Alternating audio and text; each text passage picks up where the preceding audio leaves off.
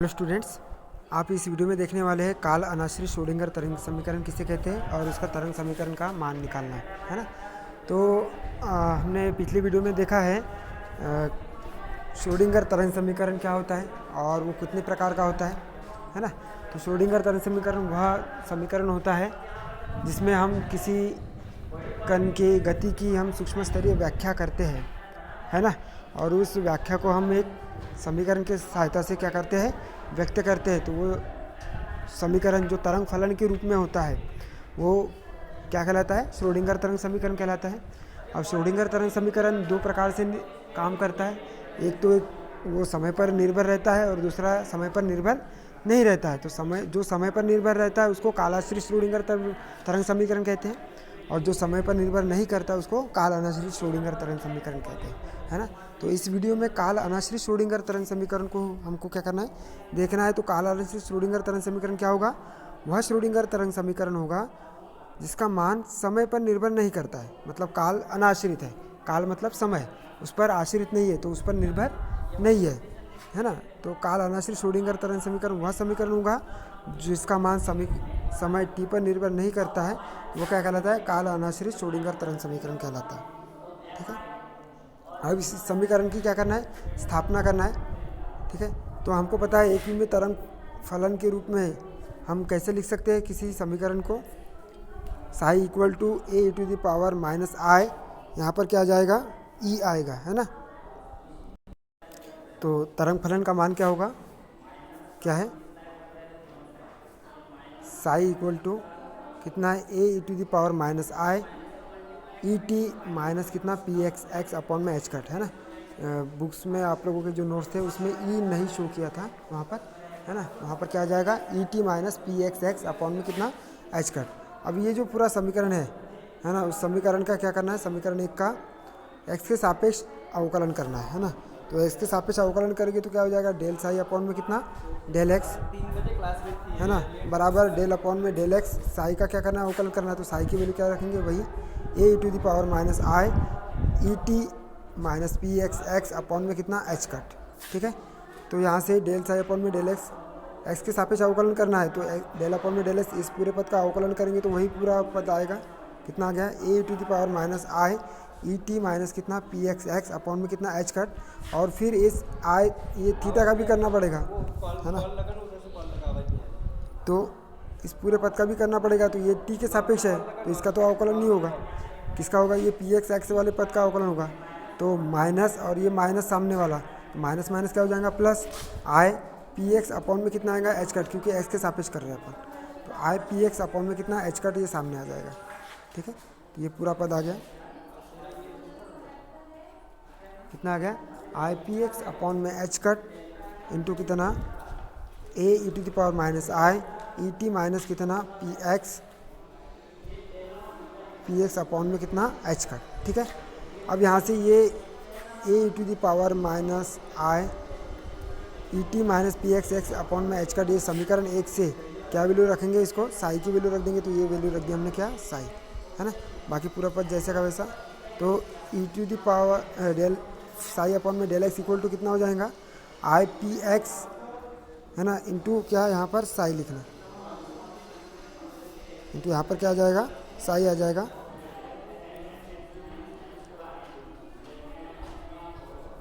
मतलब यहाँ पर क्या आ गया, ये साई की वैल्यू आ गई, आई पी एक्स साई, है ना, अपॉन में ये जो दिख रहा है आपको यहाँ पर इसके एच कट के गुना में कितना है, 1 है। तो एच कट के गुना में 1 है, तो 1 को अपन क्या लिख सकते हैं, माइनस आई का स्क्वायर लिख सकते हैं। क्यों लिखेंगे माइनस आई का स्क्वायर, क्योंकि minus I square equal to 1 होगा। कैसे होगा, क्योंकि आई स्क्वायर की वैल्यू कितनी होती है, -1 होती है, और ये माइनस उसके सामने, तो माइनस माइनस क्या हो जाएगा, +1 हो जाएगा। इसीलिए इस +1 को अपन ने कहाँ लिखा हुआ है, यहाँ पर जो एक +1 था यहाँ पर, है ना, उसको अपन ने क्या लिख लिया, माइनस आई का स्क्वायर लिख लिया। ठीक है,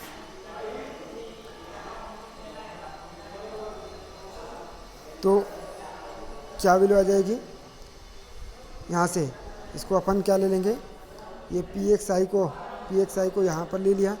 अब ये आई से एक आई क्या हो जाएगा, कैंसिल हो जाएगा, तो माइनस आई बचेगा। तो माइनस आई इसके साथ में गुना हो जाएगा। ठीक है, माइनस आई माइनस आई इंटू कितना एच कट यहाँ पर बचा है, माइनस आई इंटू कितना एच कट, और ये कितना डेल साई अपॉन में डेल एक्स, तो ये निकल कर आ जाएगा किसके बराबर आ जाएगा, ये पी एक्स आई के बराबर आ जाएगा। ठीक है, तो पी एक्स आई बराबर कितना माइनस आई एच कट इंटू कितना डेल साई अपॉन में डेल एक्स, है ना। ये समीकरण नंबर कितना हो गया, 2 हो गया। लेकिन हम जानते हैं कि ई साई बराबर कितना होता है, ई साई बराबर कितना हो जाएगा, इतनी वैल्यू आएगी। देखो ई साई बराबर कितना माइनस एच कट का स्क्वायर अपॉन में कितना 2m into del X square psi upon में डेल एक्स का स्क्वायर प्लस कितना वी साई के रूप में आएगा। ये कैसा आएगा, पिछले क्वेश्चन में हमने देखा था, यही वाली वैल्यू देखो, है ना।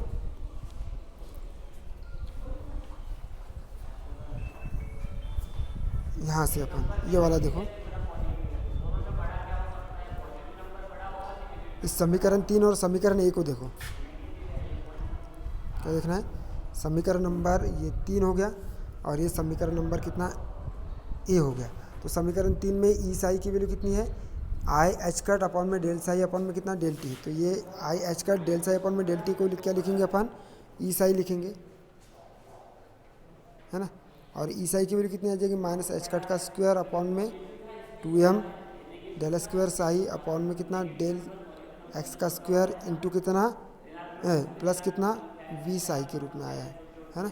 और इसी को हमने कहाँ लिखा हुआ है, इसी को हमने क्या लिखा हुआ है, इसी को हमने लिखा हुआ है कहाँ पर, वो जो हमारा जो ये वाला समीकरण था उसमें लिखा हुआ है। देखो ई साई बराबर कितना, याद करना इसको, ई साई बराबर कितना माइनस एच कट का स्क्वायर अपॉन में 2m del square psi upon में डेल एक्स का स्क्वायर प्लस कितना वी साई, है ना। इसको लिखा है अपन ने कहाँ पर, यहाँ पर लिखा हुआ है, देखो कितना लिखा है, ये वाला, है ना। देखो क्या लिखा हुआ है, ई साई बराबर माइनस एच कट का स्क्वायर अपॉन में 2m del square psi upon में डेल एक्स स्क्वायर प्लस कितना वी साई। अब ये ई साई और ये वी साई, है ना, ये प्लस है, इधर आके क्या हो जाएगा, माइनस हो जाएगा, ये पूरा पद जैसे का वैसे, है ना।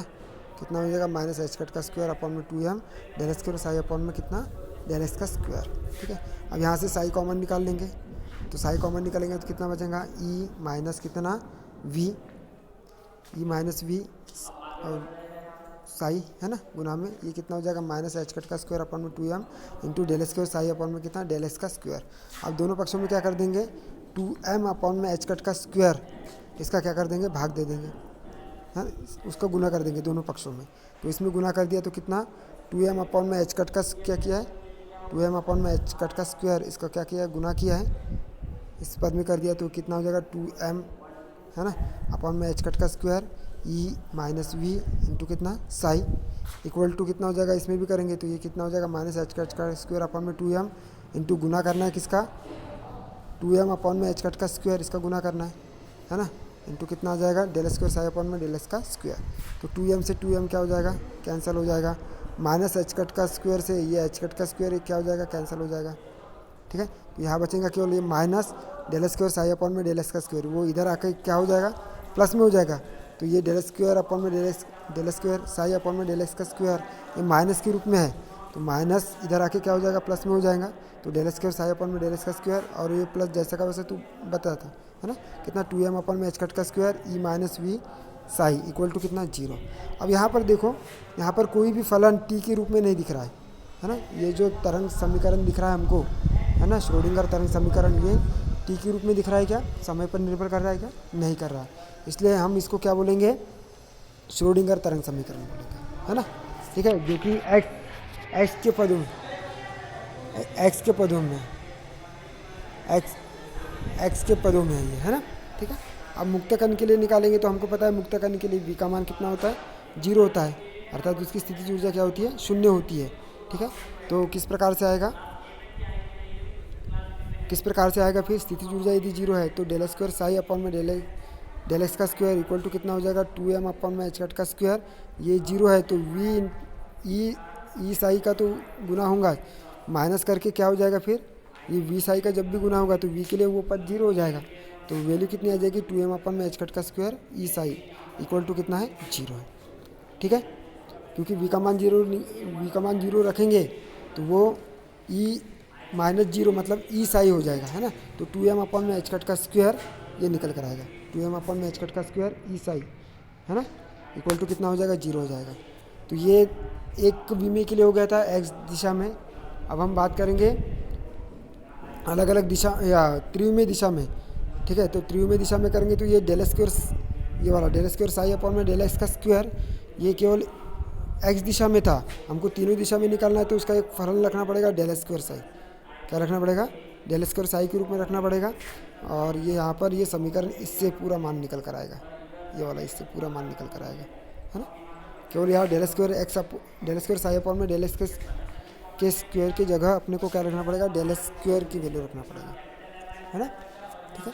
तो ये पूरा त्रिविमीय समीकरण के रूप में काल अनाश्रित श्रोडिंगर तरंग समीकरण आएगा। क्यों, क्योंकि ये टी पर डिपेंड नहीं कर रहा है। इस समीकरण के किसी भी पद में टी का कोई भी उल्लेख नहीं हुआ है या टी को कभी भी शो नहीं किया है, तो ये टाइम पर डिपेंड करेगा क्या, नहीं करेगा, है ना। इसलिए ये काल अनाश्रित श्रोडिंगर तरंग समीकरण हो गए, ठीक है। तो उपरोक्त समीकरण क्या है, काल अनाश्रित श्रोडिंगर तरंग समीकरण है, ठीक है।